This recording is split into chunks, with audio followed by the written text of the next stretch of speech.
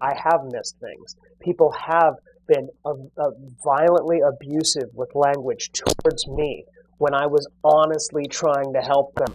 What's up, guys? Mike Cimarelli here. I'm coming at you from my home office. I just had a really interesting phone call earlier in which somebody was asking me, should I get into real estate? Well, I got their permission to record it, and it was about a 30-minute call. I'm not going to play the whole thing, but I'd like to share with you guys a solid clip.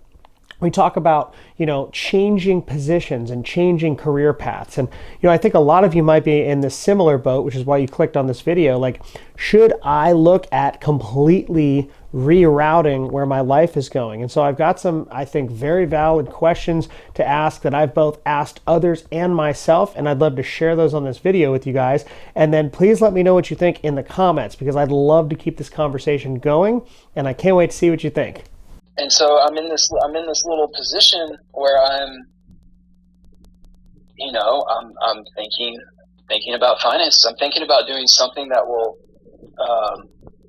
just create some good wealth that I need right now, and I would like to continue the craft, like the ring stuff and anything else, when I have some more stability, where it's not pressure, there's no pressure on it that it's going to pay my bills. You know what I mean? And that's another reason why I was leaning towards real estate. I do enjoy, I love architecture. I really enjoy entrepreneurship, and even at some point, I just want to accomplish this real estate thing, because just in the future, I do admire the industry. I don't want to sell like crazy. No, I don't, but I do admire it. Kind of rambling now, but that's how I'm feeling about that crap thing. I don't want to, when I continue in it, I would like to be in a more stable position where I can freely create and enjoy it. No, I definitely understand that. These are all questions and things that A, I've asked myself, and B, I've talked to other people about. But I keep coming back to most people get into real estate because they want more time and freedom for stuff. But the problem is you have to spend about 2 years creating yourself until people trust you and they start asking you, and it's going to take a lot of grunt work. And say you go and you start getting Zillow leads or something, right? They have a 5% close probability, and they cost money. So out of 100 of them, 5 deals close, right? Or out of 20 of them, 1 deal closes. A lot of times it's just people calling because they want to see something or this or that, but they have absolutely no loyalty to you. And the reason I'm bringing this up is because that, in my past experience, was the most empty type of business, right? It's just purely business to sell, purely showing people stuff because you're the realtor that they called for this one. They called 18 other people. They've been shopping on their phone. They don't want to talk to people. They're afraid of people even, and that's it, right? And that's just a grim reality in some ways. And I'm not trying to paint it like it's a bad business. I'm in real estate. I've been in real estate for a while. Sell a lot more in volume than most agents ever will. It wasn't an accident how I got this way. I've spent an enormous amount of time, thought, energy, and planning and patience to get to this place, to where people think of me and they say, you know what, Cimarelli is an expert, and he cares about what I'm doing. He cares about where we're going. He cares about buying us, the right property and not just making a commission. He cares about fighting for us. And those are all really important things for me to establish, but that ain't going to come out of the blue. You got to learn the ins and outs of just negotiating a repair proposal, for one. You got to look at how to properly comp a property.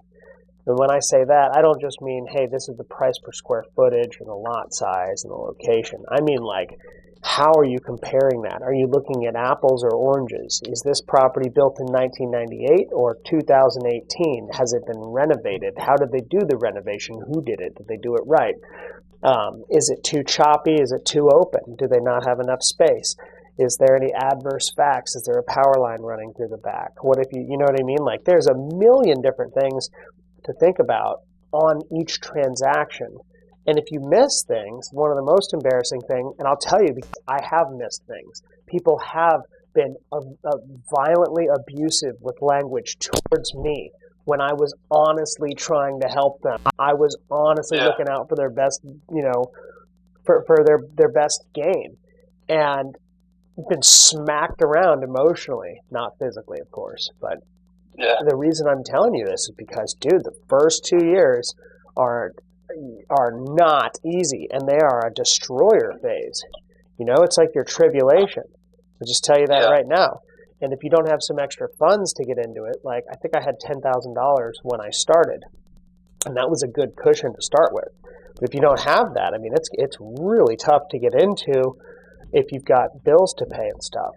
That's all I'm saying, and I'm not trying to talk you out of it, but this is a very serious conversation to have about a long game process. This is something you got to decide, this is what I want to do for a very long time. This is like a career, not a hobby. Does that make sense?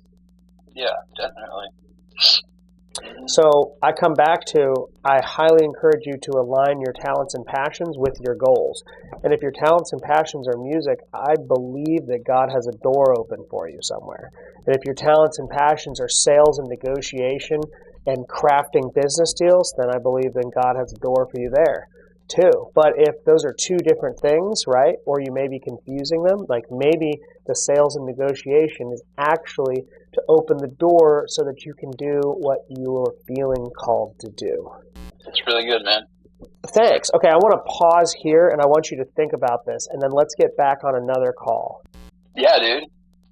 Okay, because I feel like that was a lot of material right there. No, it was good. My gears are turning. I'm like actually really grateful for this right now. And I've heard, it's funny because I've heard this a million times. I just need to hear it again.